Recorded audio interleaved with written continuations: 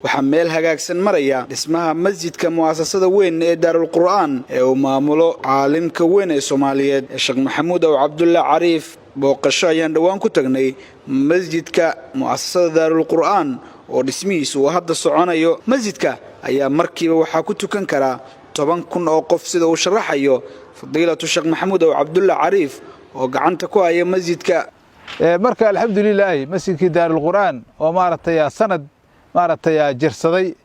asagoo laba dabaqa oo haddana waxa weeye 4 boos oo binti ah oo waxa weeye saan markaasi 40 u ah sidaan aan hadda meesha uu kaamiradu qabaysana 30 u ah masjidkaas waa masjid hal mar injineerku sida uu noo sheegay ay ku duka karto halkii mar waxa ku duka karto 10,000 oo qof ku duka karto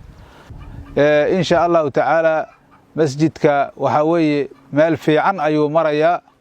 waxa la dhihi karaa meelihii oo ka soo gudbay waaba iska gabagaba la dhihi karaa laakiin waxa weeye wax badan ayaa dhiman waxaas dhimanna waxa kamid ah oo hadda ugu daran oo qof kasta oo muxsina oo raga ama gabadha muxsinada ay ku darsan karto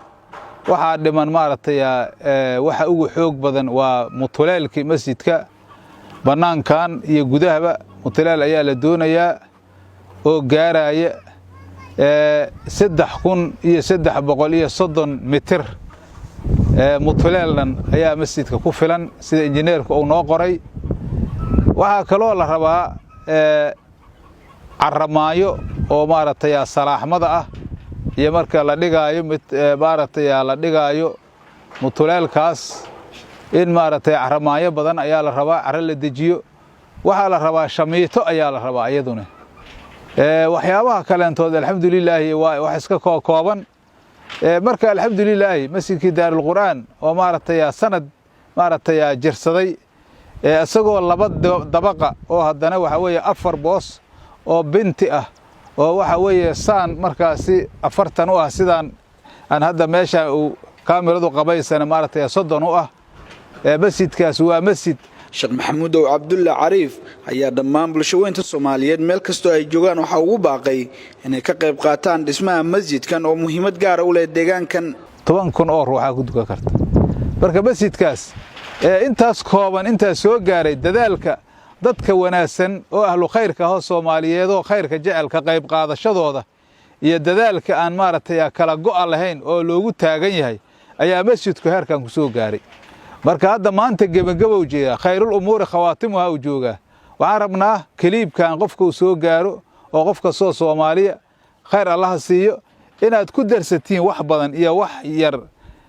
yar iyo wax badan ba Ilaahay yaa kugu anfacaya nabi hawda alayhi salaam ittaqu naara walaw bi shaqi tamrat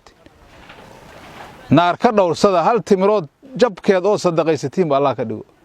hada waxa weeye waa sadaqa jaariya waay oo aan wiligeed ka dhamaanayn qofka caafimaad raba waa ku caafimaadaya nabigeena alayhi salaam waxa uu dhahay daawu marlaakum bisadaqati dadkiina jiran sadaqada ku daaweeya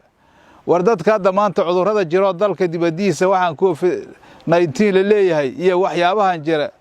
iyo cudurrada tan jira oo dalka iyo dibadda jira qofkii raba inuu ka caafimaado waa inuu masaajidka wax ku darsado awlaad qofkii weysan inuu masaajidka wax ku darsado si Ilaahay u siiyo asoo niyadiisu ay wanaagsan tahay marka insha Allah ta'ala dadka Soomaaliyeed waxaan ku baaqaynaa inay masjidka ka qayb qaataan in la keeno materiaalahaas oo mutuleelka in la keeno oo aan idin sheegna cadadkiisa 3,330 mitir weeye waxa galaya masjidka in shamiitada la keeno in caramaayada la keeno cid walba ay keento wixii Ilaahay u soo dhiibo si degdeg ah aan masjidkiina u dhameystirno aan u furno oo loogu dukado oo kitaabada loogu akhriyo oo masjidku shaqadii loo aasaasay si degdeg loogu arko isagoo shaqadiisa wata waana masjid quruun damba jiri doona insha Allah ta'ala umad badan ku aada mar hadaa warbixintu ay tahay in hal mar 10,000 ay ku duka karto masjid la yareeyay ma ahan carab badan ba dhul badan loo hibeeyay oo la siiyay lagu waqfay marka baarakumullahu waxaan rajeeyayaa sida dadka Soomaaliyeed khayrka ku baranay inay u soo degdegi doonaan ayagoo Ilaahay qowlkiisa fartoomaya fasabiqul khayraadka u degdego Ilaahayna wuxuu mar haday khayr yihiin lagama fiirsado oo deena umuurul aakhirah yihiin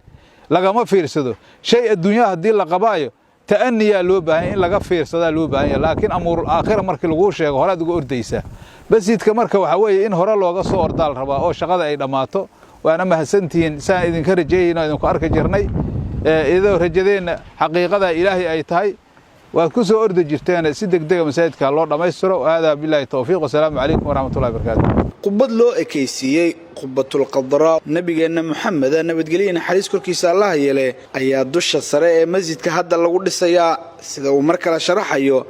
fadiilatu Sheekh Maxamuud oo Cabdulla Cariif waxaan soo kornay sakadii masaajidka ugu sareysay ugu koreysay marka halkaan meeshaan waxa weeye waa qubadii labaad waxa laga dhigayaa meel gudul hooweyn oo dadka maaragtay ahlu wardiga ay maaragtay isaga wardiyaan oo isaga nastaan ayaa laga dhigayaa insha Allah taala halkaasna waxa weeye meesha qubada weyn ka kacaysa waaye insha Allah taala lagu shabihi doono qubatul khadra marka meeshaan waa sakxadii ugu dambeysay alxamdulillaah masjidka halkaan uu ku egyahay insha Allah taala waana dhamaado gabagabo jooga maasha Sheekh Maxamuud oo Cabdulla Cariif ayaa markii uu dhamaaday masjidka waxa uu sheegay in kitaabada uu ka bilaabi doono si uga faa'iideystaan dhammaan bulshooyinka Soomaaliyeed ee jecel barashada diinta Islaamka Xasan Maxamed Samatir Cawki hoyga diinta ceelasha biyaha